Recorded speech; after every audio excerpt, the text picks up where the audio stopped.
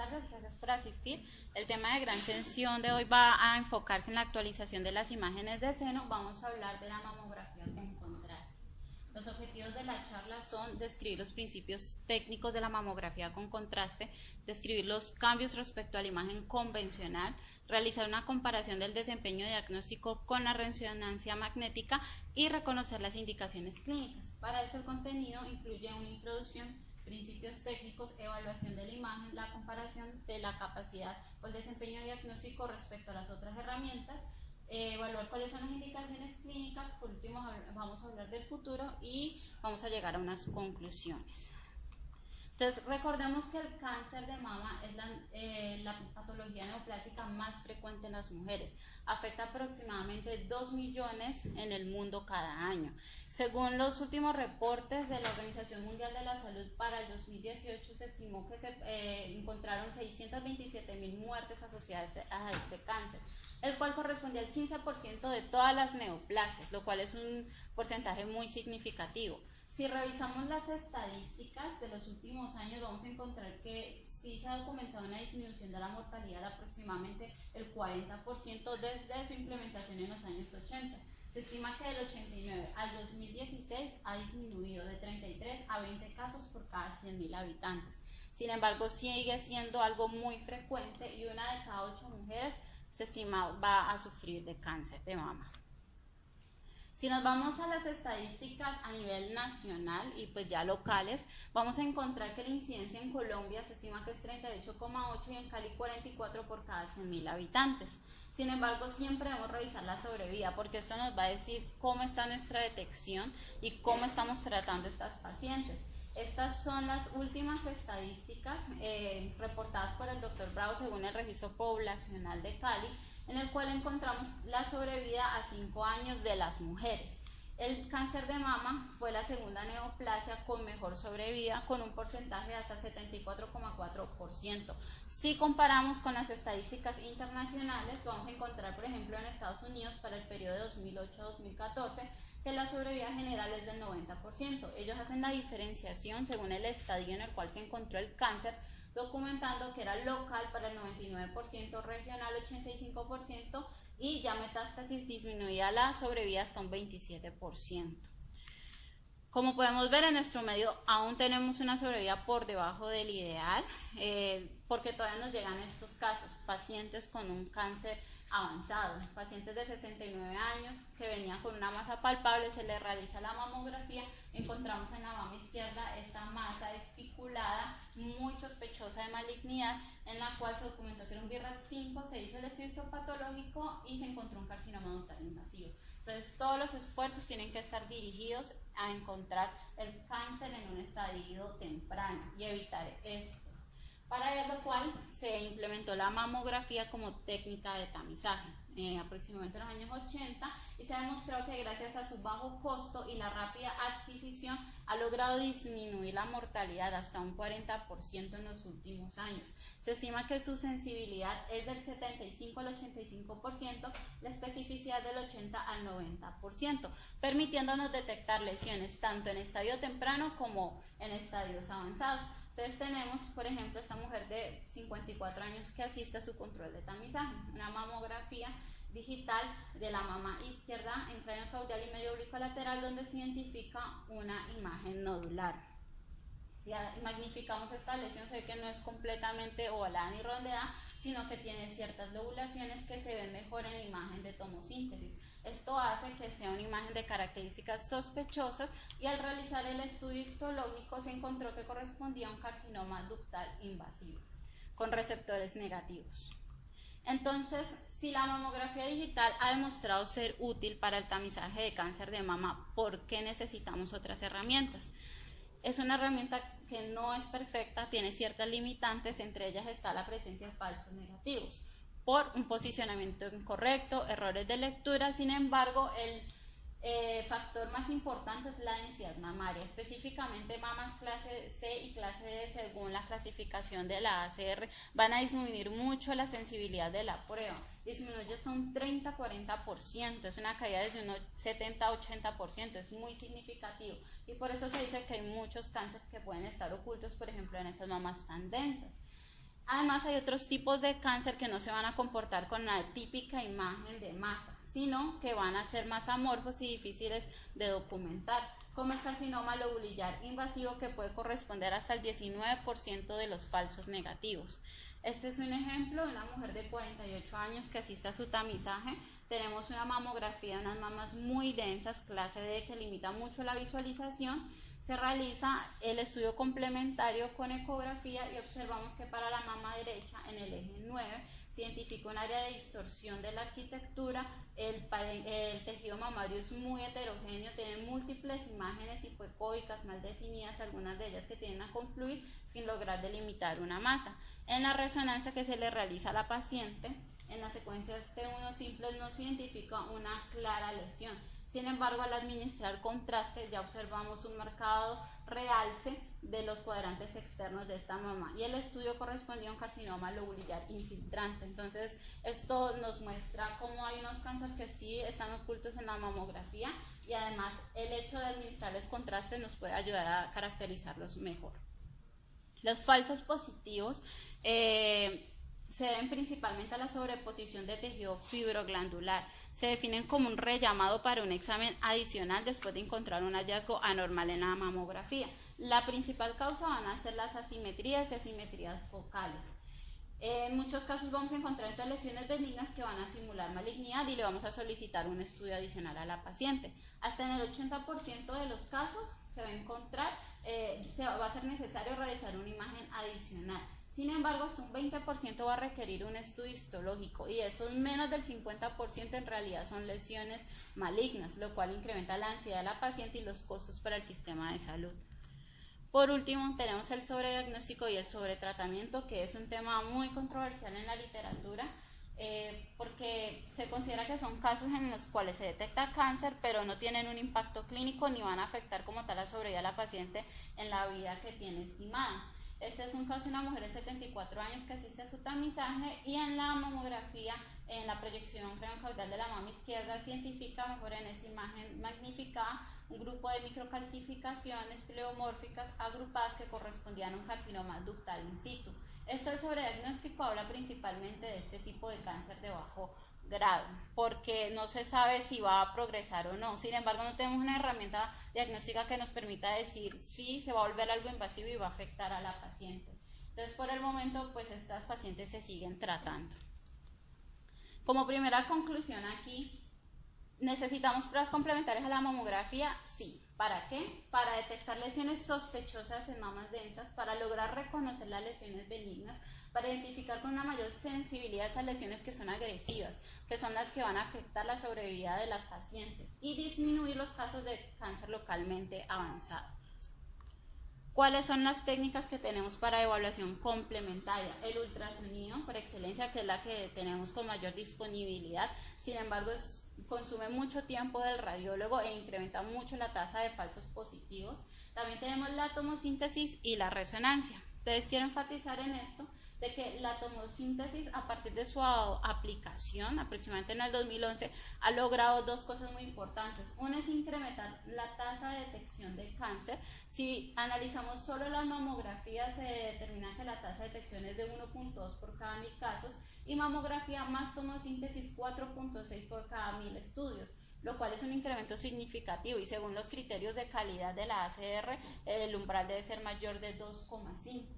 Además, los casos que se identifican por tomosíntesis por lo general son un cáncer invasivo en estadio temprano, lo cual también es importante para la sobrevida de las pacientes. También genera una disminución importante de rellamado. Según los estudios que se han recolectado retrospectivos y prospectivos, la disminuye entre un 15 y un 63%, porque logramos identificar mejor las lesiones en medio de todo ese tejido fibroglandular. En este caso, una mujer de 54 años que viene para tamizaje. Tenemos una mamografía craneocaudal de la mama derecha, es una mama densa y no logramos ver como tal una lesión de características sospechosas. Sin embargo, con la implementación de la imagen de tomosíntesis que realizamos en casi todas las pacientes de nuestra institución, identificamos una masa espicular que correspondía a un carcinoma ductal infiltrante. Respecto a la resonancia magnética con contraste, ha demostrado un incremento significativo de la sensibilidad hasta un 81 a un 100%. Cuando se combinan con mamografía en pacientes de alto riesgo, que son aquellas con mutaciones genéticas o con exposición de radiación en el tórax antes de los 30 años, se va a encontrar que la sensibilidad sube hasta el 98 al 100%.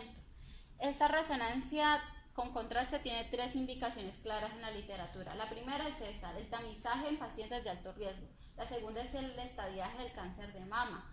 Las guías internacionales tienen diferentes pautas sobre esto, pero todas coinciden en que se debe aplicar en el carcinoma lobulillar invasivo. Y por último, para evaluar la respuesta a quimioterapia neoadyuvante. Entonces, teniendo en cuenta toda la información del estado actual de la imagen, es importante resaltar que sí es necesario unas pruebas adicionales, que tenemos muchas pruebas, pero de todas esas la que vimos que más incrementaba la sensibilidad a la resonancia con contraste. Entonces, se ha buscado otra imagen con contraste que nos pueda dar un incremento de la sensibilidad y que no cuente con las limitaciones de la resonancia, como los costos, la poca disponibilidad, el tiempo que consume el servicio y del radiólogo. Entonces, se han enfocado en esta nueva imagen, que es la mamografía con contraste, y pues ya de lo que vamos a hablar a continuación. Su principio se basa en la neoangiogénesis, que es el mismo de la resonancia magnética. Entonces tenemos que el cáncer de mama está asociado con un rápido crecimiento de los vasos sanguíneos, que también tienen un incremento de la permeabilidad, no son vasos normales. Esto va a generar una mayor captación del medio de contraste, permitiendo que logremos identificar en una imagen que usualmente no se veía el tumor, su extensión, y también podemos llegar a evaluar la respuesta al tratamiento, por lo cual más adelante vamos a ver las diferentes indicaciones clínicas que tiene esta prueba. Esta es la primera publicación que existe en la literatura de una imagen de mamografía con administración de contraste. Fue publicada en el 86 en Radiology y fue un estudio de angiografía con sustracción digital. Se evaluaron 23 pacientes con evidencia de una imagen maligna en mamografía y se identificó una videorealce. Sin embargo, por las dificultades técnicas no se siguió desarrollando, y no fue hasta los años 90, ya con la llegada de la mamografía digital, que se volvió a trabajar en este tema. La segunda técnica desarrollada fue la técnica de sustracción temporal. Este es un estudio que se parece bastante a la resonancia con contraste, en el sentido de que es algo dinámico. Como vamos a ver, una de las desventajas de esta técnica, que ya no se realiza, es el hecho de que mantenía la mama comprimida todo el proceso. El estudio duraba entre 5 a 10 minutos dependiendo de lo que se quisiera evaluar. Primero se realizaba una imagen simple, que era tomada como la máscara, luego se realizaba la inyección de contraste y después empezaban a realizar las imágenes dinámicas con una adquisición de una imagen cada minuto, lo cual permitía ver el comportamiento de captación y de lavado del contraste de la lesión. Entonces, como les mencionaba, la ventaja de esto era que se parecía mucho a la resonancia y se podían evaluar el comportamiento de la lesión. Sin embargo, el tiempo de compresión era muy prolongado, 5 a 10 minutos, que puede ser incómodo, incluso doloroso para las mujeres. Entonces, esto generaba un artefacto de movimiento, disminuyendo la calidad de la imagen. Además, el hecho de que se aplicara el contraste mientras la mama estaba comprimida también disminuía la captación del contraste, haciendo que disminuyera todavía más la calidad. Y por último, con solo una inyección se podía identificar una mama en una única proyección. Entonces, era un estudio limitado y se buscó otra opción. Encontramos entonces ya la técnica de energía dual, que es la que se utiliza hoy en día en el mundo y es la que está aprobada por la FDA. Esta técnica lo que hace es adquirir las imágenes posterior a la administración del contraste. Se esperan 2 minutos después de que se inyecta el contraste. Según la literatura es 1.5 ml por kilogramo, 3 cc por segundo de contraste iodado. Y luego sí se procede a hacer el estudio. ¿Qué vamos a adquirir en este estudio? 2 imágenes. Una imagen de baja energía y una imagen de alta energía. La de baja energía con un KBP 2832 va a ser una imagen muy similar a la mamografía digital que utilizamos, y la de alta energía no va a ser diagnóstica. Lo que se hace es una combinación por medio de un software para hacer una sustracción y lograr identificar las lesiones que realzan. ¿Por qué se tienen que hacer 2 imágenes? Porque el umbral para lograr captar la imagen del yo es a partir de 33. Por eso tenemos que realizarlo, y entonces este ya es el protocolo total. Se realiza la inyección, se esperan 2 minutos, Luego recomiendan hacer la imagen primero de la mama que es sospechosa. En una proyección se realiza baja energía, alta energía, luego cambiamos a otra proyección, baja energía, alta energía y luego pasamos ya a la mama asintomática. El tiempo estimado de procedimiento es de 7 minutos y se cuenta con una ventana de aproximadamente 10 minutos en caso de que se necesite repetir una imagen, hacer alguna adicional. Entonces esa es una de las principales ventajas de esto, además que va a tener una mejor tolerancia porque la paciente no va a tener la mama comprimida todo el tiempo, sino que se parece más al estudio de mamografía que hacemos actualmente. También es posible examinar ambas mamas en las proyecciones convencionales con solo una inyección. Recordemos que la sustracción temporal solamente permitía una proyección en una única mama. Por último, la desventaja de esto es que no permite evaluar el patrón de captación y lavado. Este estudio fue aprobado por la FDA en el 2011 para uso clínico. Las limitaciones son las mismas de un estudio con contraste. Las reacciones alérgicas que para este medio de contraste van desde el 0,2 al 0,7% y severas del 0,04%. La nefropatía también se puede llegar a presentar 1 a 2%, por lo cual es importante documentar la creatinina. Y por último, al ser energía ionizante, tiene limitación en pacientes en esta gestación. Entonces, cuando vemos esta técnica, una pregunta que probablemente muchos están haciendo es ¿cuánto va a incrementar la dosis de radiación respecto a la imagen convencional y si eso está dentro del límite permitido? Entonces, esta es una tabla en la cual resumí los estudios que hablan de esta parte. En esta primera columna vamos a ver la dosis en miligramos de la mamografía digital, en esta la de la mamografía con contraste y aquí está la diferencia entre ambos. Como podemos ver según la literatura, puede incrementar la dosis de radiación desde 0,4 hasta 1,2. Entonces, la conclusión sería que aproximadamente incrementa 1,2 miligramos más que la mamografía convencional. Si nos vamos a comparar esto con el resto de las imágenes en mama, vamos a encontrar que la imagen convencional tenía 1,8 a 2. La mamografía digital directa 1,4. La tomosíntesis con reconstrucción de imagen sintetizada tiene lo mismo que la imagen digital usual. El combo que hacemos en la Fundación Valle de Lili incluye una mamografía digital más tomosíntesis que alcanza 2,6 y la mamografía con contraste, según esa revisión de la literatura, estaría entre 1,7 a 2,8. El límite internacional es 3 por cada proyección. Entonces, sí tiene un incremento importante de la dosis de radiación, sin embargo está dentro del límite, pero no se podría realizar en conjunto con otras imágenes como la tomosíntesis. Bueno, entonces una vez ya sabemos cómo adquirir la imagen, vamos a ver cómo la vamos a evaluar, cómo tenemos que abordarla y qué cambios tiene respecto a la imagen convencional. Tenemos dos imágenes, una de baja energía y alta energía. La recomendación es primero ver la imagen de baja energía y así como visualizamos normalmente la mamografía digital, tenemos que identificar los cambios morfológicos, ver cuáles son las lesiones sospechosas. Una vez lo identificamos, nos vamos a la imagen de alta energía y evaluamos si esa lesión está presentando algún tipo de realce. Luego empezamos a mirar el resto de lesiones, hay algo que no se veía en la imagen de baja energía. Si la encontramos, nos devolvemos para lograr representarla aquí y esto principalmente por el hecho de la necesidad de las biopsias. Algo que tenemos que identificar en estas imágenes de realce es cómo está el parénquima. Lo vamos a hacer exactamente igual que en la resonancia de mama, ver si el parénquima tiene un realce mínimo, va a ser leve, moderado o marcado. Principalmente porque el realce del parénquima cuando es marcado puede generar una limitación o confusión para el lector. Respecto a los artefactos, tenemos no específicos y específicos. Voy a hablarles únicamente de estos que pues, son los cambios de la imagen. Tenemos el artefacto en anillo o seno dentro de un seno que se debe a la dispersión de la radiación en un tejido que no es completamente homogéneo. Es mucho más grueso en la parte central y está en la zona periferia, entonces se puede dar esta imagen. Sin embargo, no se considera que altere la calidad diagnóstica. Las ondas se producen por movimiento de la paciente entre la adquisición de la imagen de baja y alta energía. Y la línea axilar se produce por el uso de paletas de compresión que no son adecuadas para el tamaño de la mama.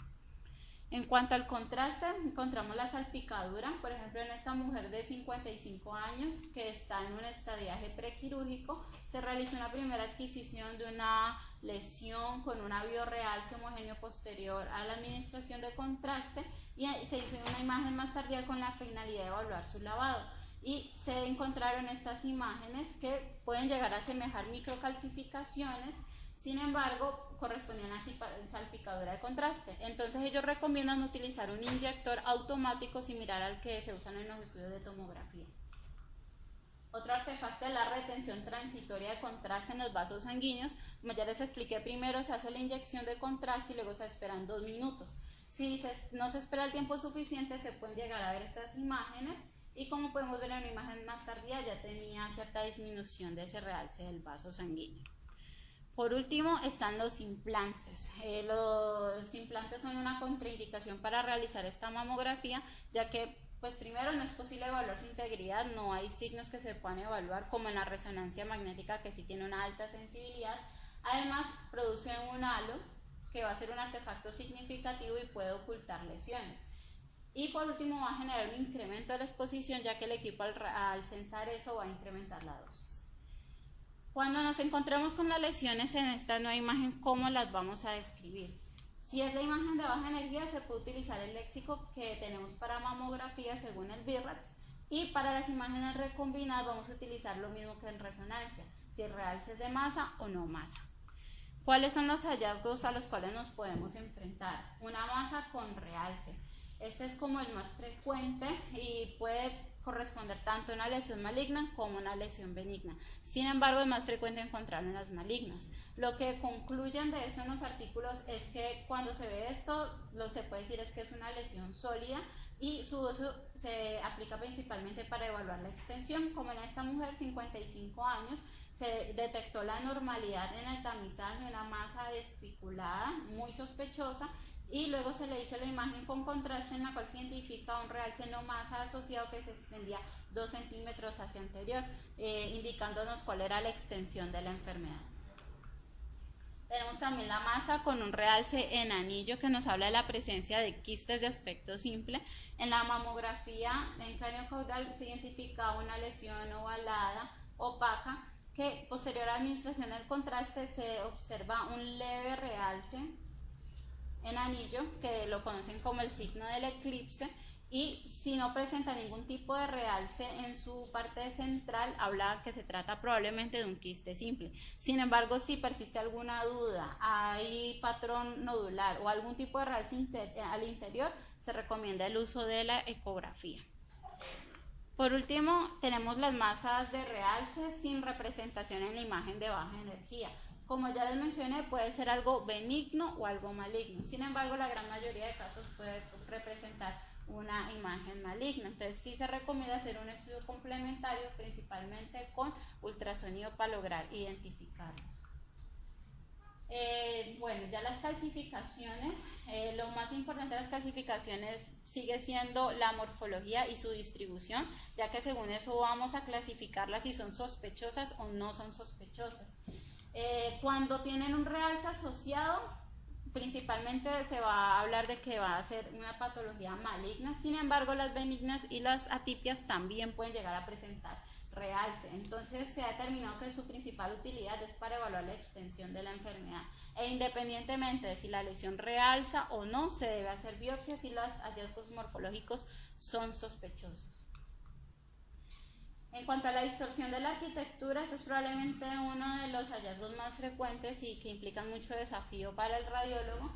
Por ejemplo, en este caso, una mujer de 52 años con un síntoma que era nódulo en la mama izquierda, el cual ella palpaba. En estas proyecciones en cráneo caudal es un hallazgo muy sutil, pero en los cuadrantes externos de la mama izquierda hay una imagen nodular con un área de distorsión de la arquitectura. Con la aplicación del estudio complementario, en este caso la tomosíntesis, se logró determinar que se trataba de una imagen espiculada y al realizarle el estudio histopatológico era un carcinoma ductal invasivo.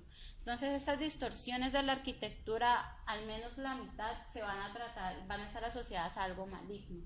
La gran mayoría carcinoma ductal invasivo y por imagen en muchas ocasiones solo por mamografía es difícil diferenciar de benigno y maligno. Entonces por eso se usan muy frecuente las pruebas complementarias, principalmente la ecografía. En este caso de una mujer de 49 años con distorsión de la arquitectura, se encontró un carcinoma ductal infiltrante. En esta imagen de baja energía está representado el clip postbiopsia en el área de la distorsión, y con administración de contraste se identifica un realce no masa extenso en los cuadrantes superiores. Entonces el hecho de que encontremos realce en una distorsión con arquitectura habla de una alta probabilidad de malignidad. Esto nos puede ayudar a diferenciar de entidades benignas que pueden llegar a generar mucha confusión, como la cicatriz radiada, la necrosis grasa o incluso los cambios postquirúrgicos.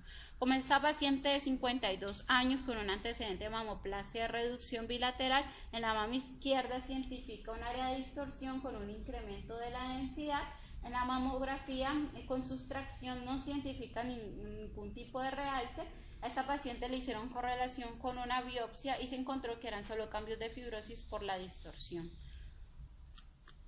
¿Cómo debemos manejar esos hallazgos? Ellos estiman que se deben seguir las recomendaciones del BIRATS, sin embargo es muy importante evitar la seguridad falsa que puede llegar a generar el hecho de que no veamos realce, entonces significa que es algo benigno. Siempre debemos guiarnos por la morfología de los hallazgos. Si nos parecen sospechosos, la biopsia sigue estando indicada. Además, una limitante es que faltan técnicas de biopsias que estén para hallazgos que son únicamente visualizados en estas imágenes combinadas. Por el momento se recomienda estudios complementarios con ultrasonido. Ahora vamos a pasar a evaluar cuál es la capacidad diagnóstica de esta prueba y cómo se compara con los otros estudios complementarios que tenemos. Existen dos metaanálisis en la literatura. El primero fue publicado en el 2016, incluyó un total de 8 estudios y evaluaron 994 lesiones en 920 pacientes. Se encontró una alta sensibilidad de la prueba, un 98%, con una baja especificidad del 58%. Sin embargo, al evaluar el metaanálisis uno se da cuenta que no todos esos estudios tenían lesiones benignas. Muchos de ellos tenían pacientes solo con diagnóstico de cáncer, lo cual no permite que se pueda calcular la especificidad y altera este resultado. Ya en el segundo metaanálisis realizado en el 2018 se incluyeron más pacientes y más estudios. 18 artículos, 2.859 pacientes. Esto ya de por sí es significativo porque en un plazo de 2 años incrementó mucho la literatura que estaba asociada a esta técnica. En este metaanálisis sí tuvieron en cuenta los criterios de exclusión, que se sacaran los estudios que solo incluían pacientes con cáncer, entonces todos contaban con un cálculo de la especificidad. 2 de los estudios eran prospectivos, el resto retrospectivos. Casi todos hablaban de tamizaje. Se sacaron aquellos en los cuales se reportaba la respuesta a la evaluación de quimioterapia y se encontró que la sensibilidad era del 89% con una especificidad del 84% y un área bajo la curva de 0,96, que recordemos que mayor a 0 no habla de una buena capacidad diagnóstica. Entonces este metaanálisis es mucho más completo y habla de una buena capacidad diagnóstica de la mamografía con contraste. La conclusión sería entonces que los metaanálisis demuestran que la mamografía con contraste tiene un alto potencial diagnóstico, en especial en términos de sensibilidad, y sería para tamizaje, que fue lo que analizó este último metaanálisis que mostré. Ya comparando la prueba con las otras herramientas, esa es la primera comparación, la hacen con mamografía y ultrasonido. Vemos estudios desde el 2011 hasta uno actual del 2019. En la primera columna vamos a encontrar los valores de sensibilidad y área bajo la curva para mamografía con contraste, y en la segunda para solo mamografía o mamografía asociada con ultrasonido. Esto es importante porque esto es lo que se maneja actualmente en el flujograma diagnóstico. Pacientes con mamografía que luego se van a hacer ultrasonido. En este último estudio, que es el más completo, evaluaron 5 radiólogos, 218 lesiones benignas y 426 malignas. En todos los estudios, en especial en este que tiene mucha validez, se encontró que era superior la mamografía con contraste respecto a la mamografía y respecto a la mamografía más ecografía, tanto para sensibilidad como para el área bajo la curva, y los resultados eran estadísticamente significativos. Entonces podemos concluir que la mamografía con contraste es estadísticamente superior a la mamografía digital sola o en conjunto con ultrasonido para el diagnóstico de lesiones malignas. Entonces, por eso es que la literatura trata esta técnica como aquella que es capaz de detectar el cáncer oculto en mamografía. Un ejemplo, mujer de 45 años con una clínica de una masa palpable en el seno derecho, en el cual en imagen de baja energía se observa una mama densa, no hay como tal un hallazgo que nos llame la atención, y en la imagen con la administración de contraste se identifica una imagen especulada con un realce que es sospechoso. Y al evaluar esto en comparación con la resonancia vemos que la imagen se ve muy similar. Esto corresponde a un carcinoma ductal invasivo. El resto de la literatura y en realidad casi todos los estudios se centran en compararlo con la resonancia, porque como les mostré inicialmente, la resonancia es la otra imagen con contraste y en muchos casos se quiere ver si la mamografía con contraste va a ser una alternativa. Entonces tenemos estos estudios desde el 2003 hasta el 2019. Nuevamente tenemos en la primera columna la comparación de la sensibilidad del área bajo la curva para mamografía con contraste y en la segunda solo para resonancia. En todos los casos los resultados eran muy similares, sin una diferencia estadística. Solamente en un caso la mamografía con contraste fue claramente superior a la resonancia.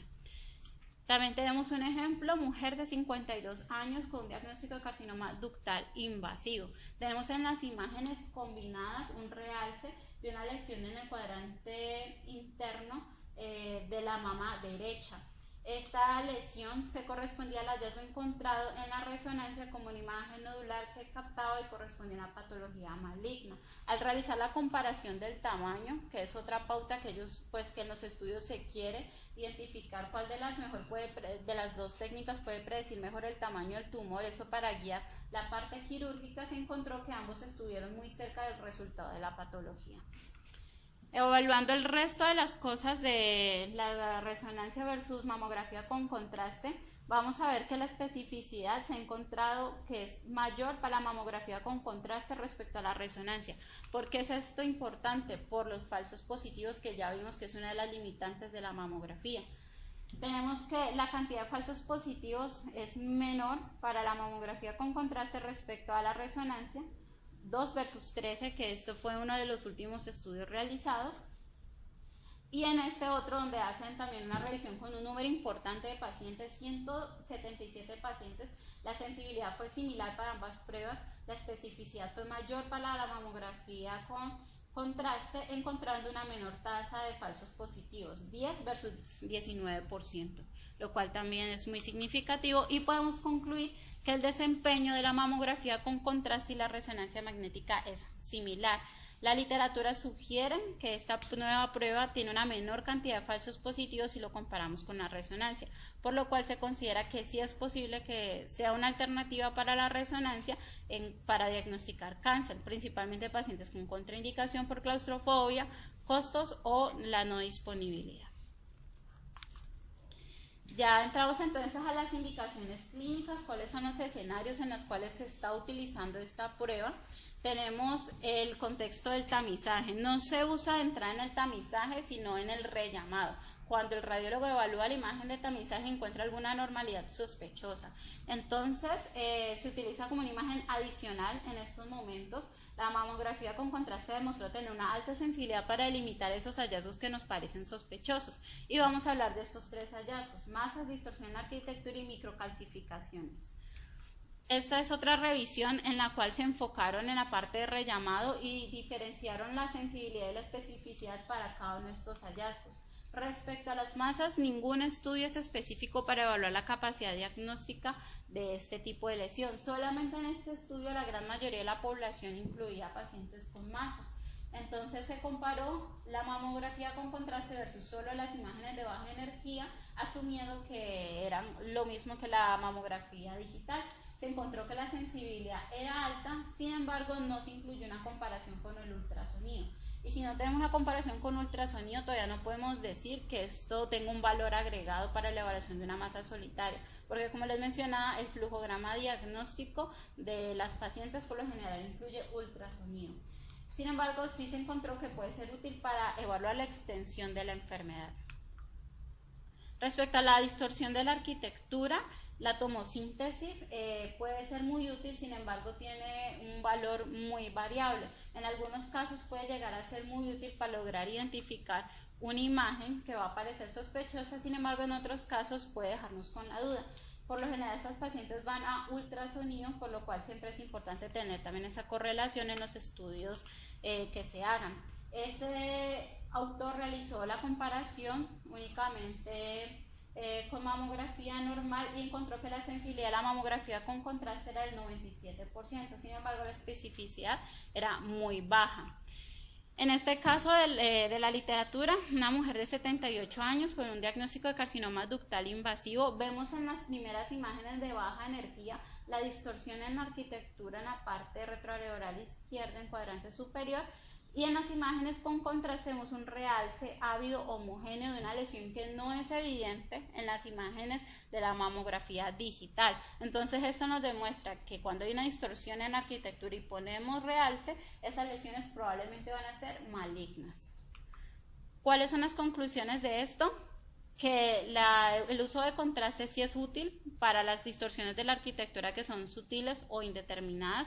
Cuando el hallazgo no es reproducible, esto es cuando se encontró en una imagen y luego en el seguimiento no fue evidente. Y por último, cuando no tenemos realce, pero tenemos una mama con un realce mínimo, ese que les mostraba al inicio, esto va a ser un indicador fuerte de benignidad y le puede dar un poco de tranquilidad al radiólogo.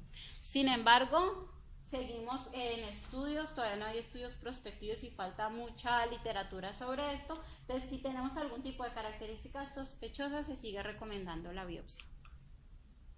Por último, las microcalcificaciones, como les mencioné antes, es muy importante evaluar su morfología y distribución.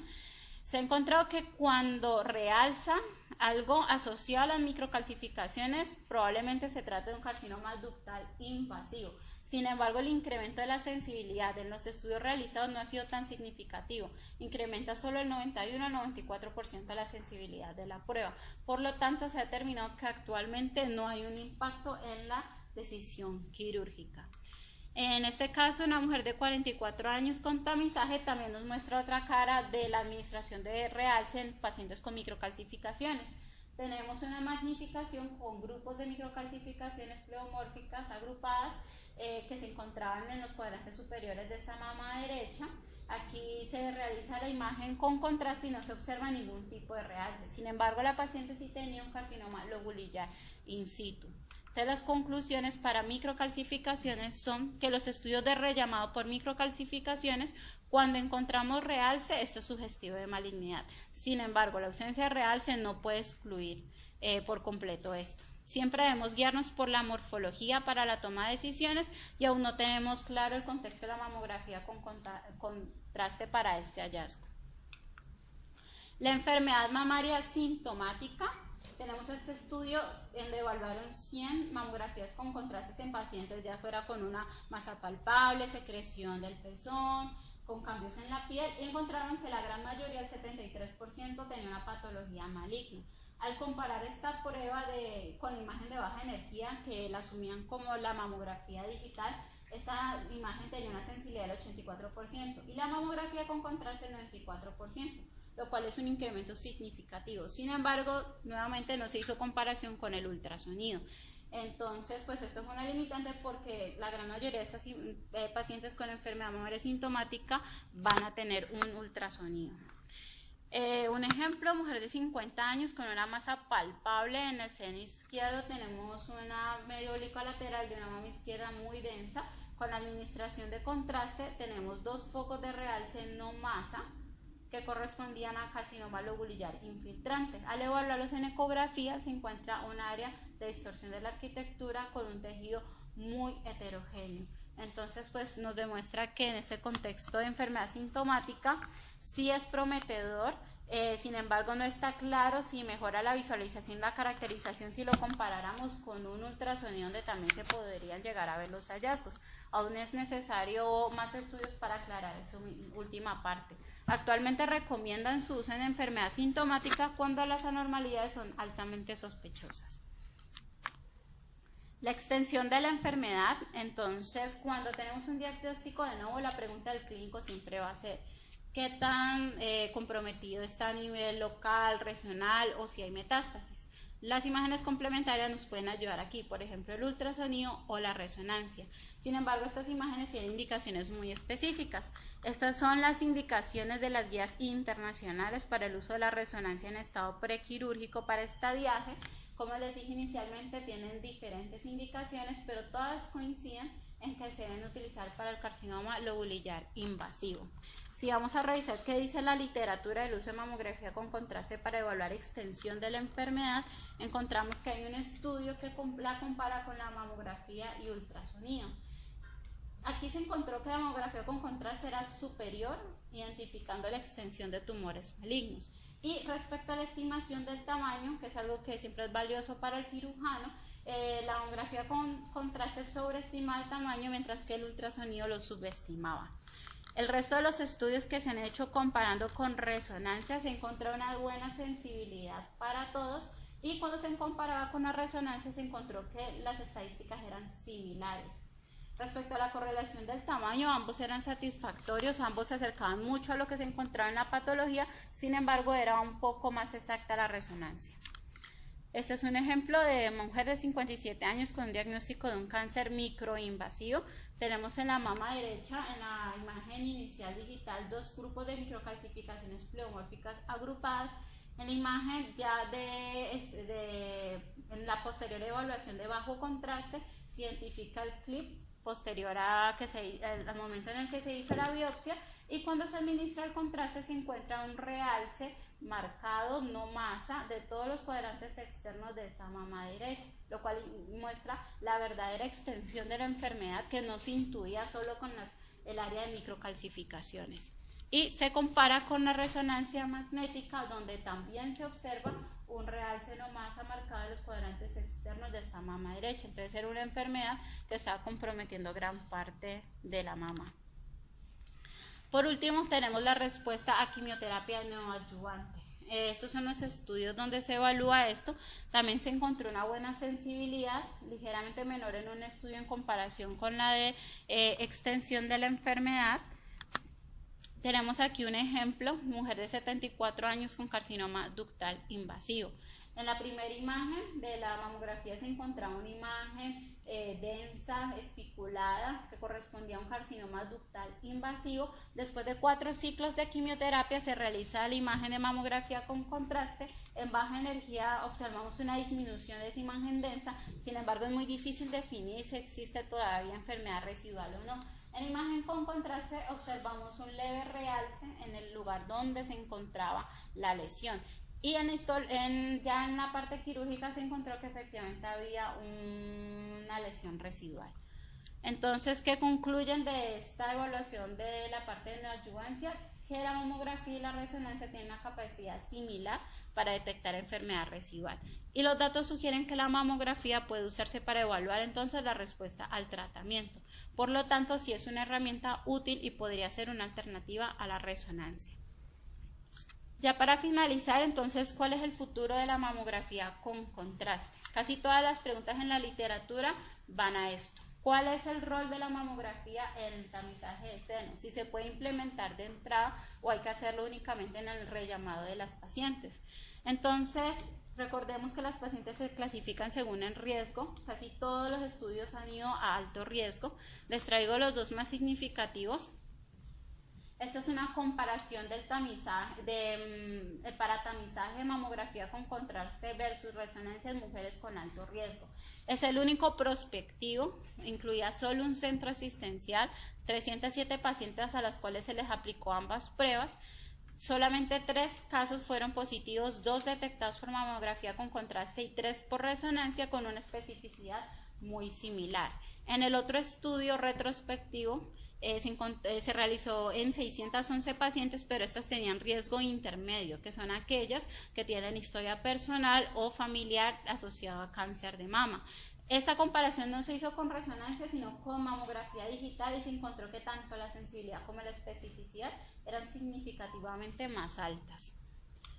Por último, para mencionar es que este es el estudio que se está haciendo actualmente como para reflejar que sí tenemos todavía mucho campo de investigación aquí. Este es el estudio RACER que se está realizando en Alemania, es multicéntrico prospectivo y se está tratando de evaluar la utilidad de la mamografía con contraste para las anormalidades visualizadas en tamizaje. Entonces, eso está enfocado en el rellamado.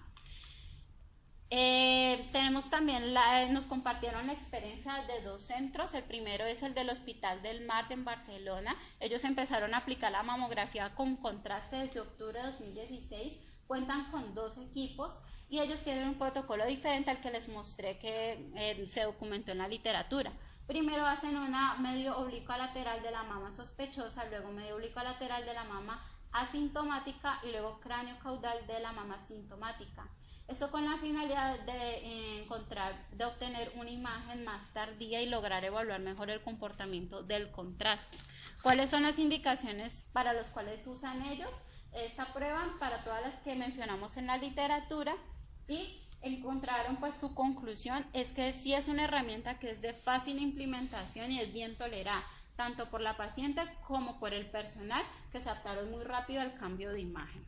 Por último, tenemos este caso compartido por el doctor José Luis Mera de FUCAM, que es el Centro de Cáncer de Mama de México. Entonces tenemos una imagen inicial en la cual tenemos una mamografía digital donde el hallazgo que nos llama la atención es esta retracción del pezón izquierdo, sin otras anormalidades aparte de esas calcificaciones gruesas. En la administración de contraste en la mama derecha no se encontró ninguna anormalidad y en la izquierda sí se identifica una imagen nodular bien definida que persiste en las diferentes proyecciones y un real seno masa asociado. El diagnóstico de esta paciente fue un carcinoma ductal in situ de alto grado. Y este es un ejemplo del informe que ellos utilizan en su centro, donde hacen referencia al peso de la paciente, la creatinina, cuánto se administró, la indicación que en esa paciente era una enfermedad de Payet.